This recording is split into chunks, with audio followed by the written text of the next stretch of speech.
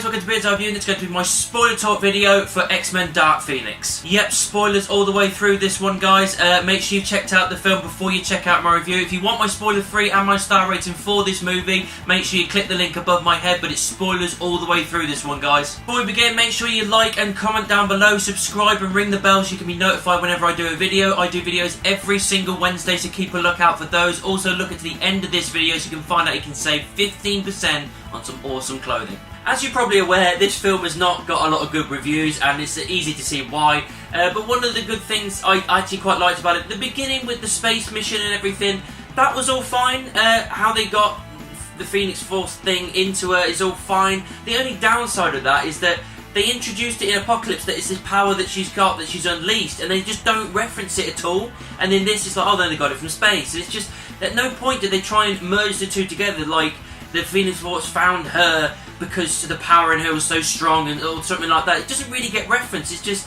oh, it could have been that, but it's actually this, and it's annoying that the lack of consistency there. But the space mission overall, I thought that was a nice, good introduction back into these characters. Right, this is the thing that pissed me off the most. Ruined in the trailers. Could have been an emotional gut punch, as I said in the spoiler-free review. Mystique's death.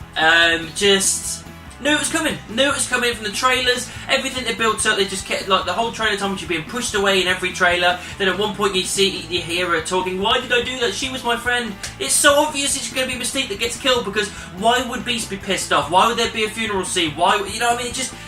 It's obvious. It's so obvious. And that emotion that could have been there with her last moments with Beast could have been epically emotional. And it just wasn't, because I knew it was going to happen. It took it away from me, and it shows their lack of passion behind this project, and it's a shame. And it also shows that Jennifer Lawrence is just so phoned in with this. You could tell just by everything that she was just not interested in this movie whatsoever. She just wanted to get out as quickly as possible. She phoned it in a little bit in the last one. She definitely did in this one. It's a shame, because she's a great actress, but you could just tell that she wasn't interested. I really just don't like that fucking line that she delivers as well. The women are always saving the men. You should call it X-Women. It's like, ah, we are beating this drum to death, aren't we, really? It's just, every little moment, it's like someone says, oh, we've got to put something to show that the women are powerful. They are powerful! They are incredible. You don't have to keep putting little things in that in to fucking remind us. It's so stupid. It just makes no sense to put that in there. It was just a thing to annoy people, I think. Why? The alien race thing. Jessica Chastain's character and all the people that she's along with. I think it's to do with is it the Phoenix Force or something like that? I can't remember from the comics now. I'm trying to remember. But this alien race and whatnot, they kind of follow the Phoenix Force type thing and trying to take the power. I don't really know it too well, but they don't have any explanation in this film at all. And I know if you're watching, you're reading your comics and everything, you may know some stuff, but to the casual viewers, the people who don't know it as well, you're just there to accept it. Oh, there's an alien race come down, wants to take the Phoenix Force, they're the bad guys. Just accept it, you'll be fine. No, I need, like, a reason. I need something to build it up. When you go on Captain Marvel and everything with the Skrulls, you're giving enough time with those characters to realise why they do what they do and their reasonings and everything and all that kind of stuff. But with this, it's just like, aliens, they're not good. Just trust us, you'll be fine. It's not good enough. It's not good enough writing. I did think, because this has been the last X-Men film in this franchise, that maybe some of the people will be on the chopping block. So, you know, the moment with Magneto as well, when he gets hold of her and she destroys his helmet. I thought, oh, they're going to kill Magneto here. This is going to be like a big deal. Didn't happen. I thought maybe at one point she might kill Charles, like they did in X3. This is a little bit too much of a copy of X3, to be honest. There's too many similar beats, perfectly honest. But no, they didn't kill that either. I expected at different points these different characters to get it maybe, and none of it happened. They didn't go for a ballsy move in any way, really. The only ballsy move they did was Mystique, and as I said, they ruined that in the fucking trailers. I do quite like how Magneto's kind of like by himself on his own little island and everything. It's kind of like the Genosha, kind of a little nod to the Genosha thing in the comics, where him and some mutants are just, you know, just living their time out. He doesn't want to fight anymore. But I like how he gets into wanting to kill Jean Grey when he finds out from Beast that she's killed Mystique, she's killed Raven. So, yeah, that's a credible reason for him to go after her. He's angry, he's pissed off. The whole flip and turn of, oh, actually, they managed to bring her back on side, and then the alien woman takes the power and off she fucks and she becomes the main threat and whatnot. And it was fine because I didn't really see it coming. I thought they were going to have to go with the thing which just keeps getting worse and worse, and they have to kill her. But they flipped her back and everything, and it was alright. I mean, but at this point I was just kind of like, I'm waiting for things to get good, and it's just not happening. I know this is going to be a nitpick, but I'm really pissed off that we didn't get them in their full proper X-Men suits. You know, the ones they had at the end of Apocalypse? I thought, oh, this is going in the right direction. They've got the all characterised suits, and that looks cool.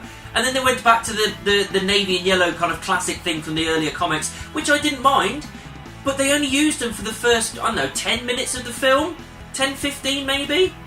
That was it. The rest of the time they're just all in regular clothing. It's just like, come on, it's the X-Men, they're mutants, it's Marvel characters. Put them in their superhero suits and have them do cool shit.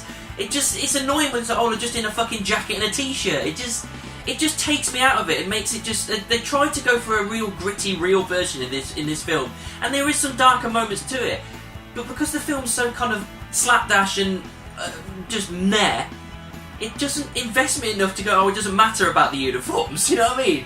When the film's not that great, put the fucking uniforms in there. Just give me something. The whole third act on the train and everything. I found out that it is reshoots. Originally, apparently there's meant to be a big more space battle type thing, but it was too similar to another superhero film, which seems like it's going to be Captain Marvel. A lot of people seem to say it was Captain Marvel, so that makes sense.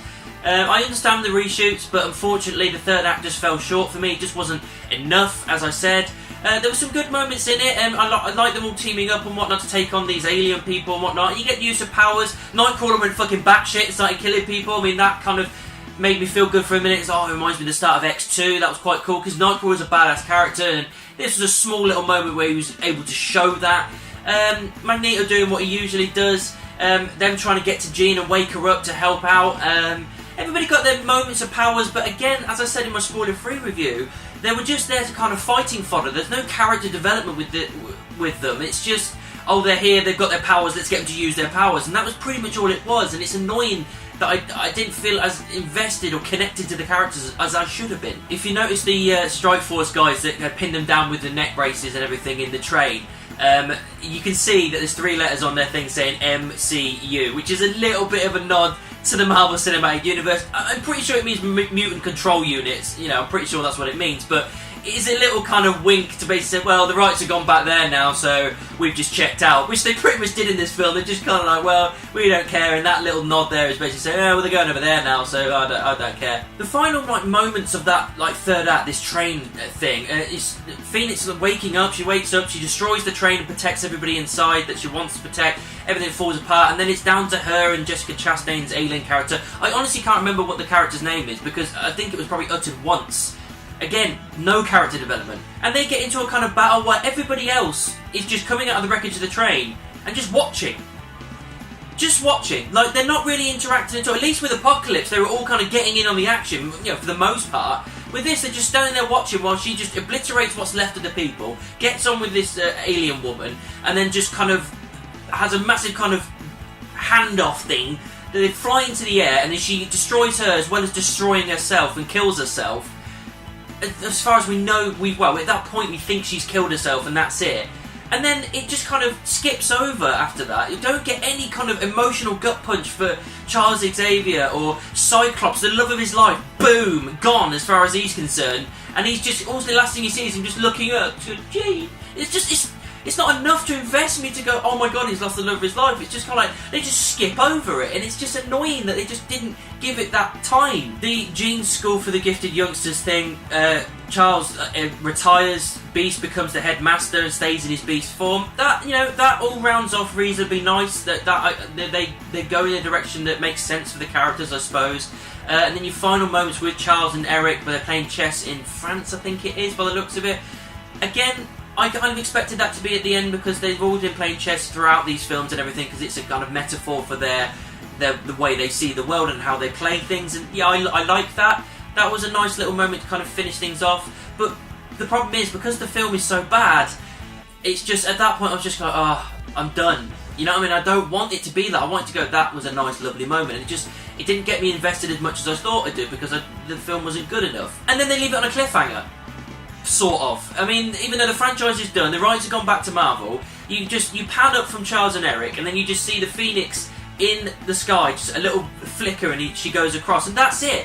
And it makes you look, oh, is there going to be another one? No, there isn't going to be another one. So why give us that kind of thing? Just have it finished. I don't know whether it was a cliffhanger, or whether it's just like a sign of hope, just like, oh, she's still out there. But if that's the case, again, why does it matter? We're never going to see a conclusion to that. We're never going to see her come back and reunite with the X-Men and Scott and everybody. That's never going to happen. So why do it? You should have just ended with Eric and Charles right there. They're the ones that started this whole thing.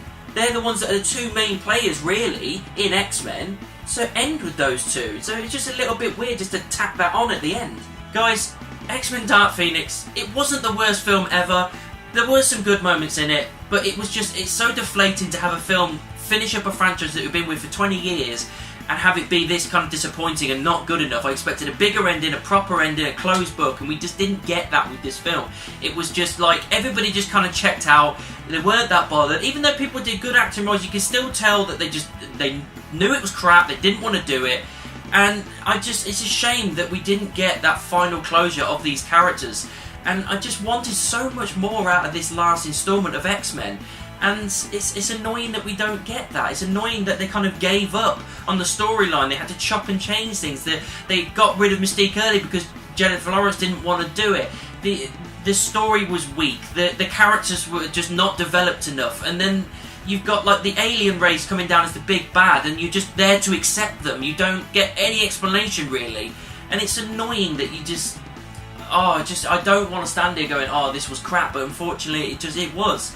It was a bad movie, and I don't see myself watching it again. I don't see myself buying it on Blu-ray or anything like that.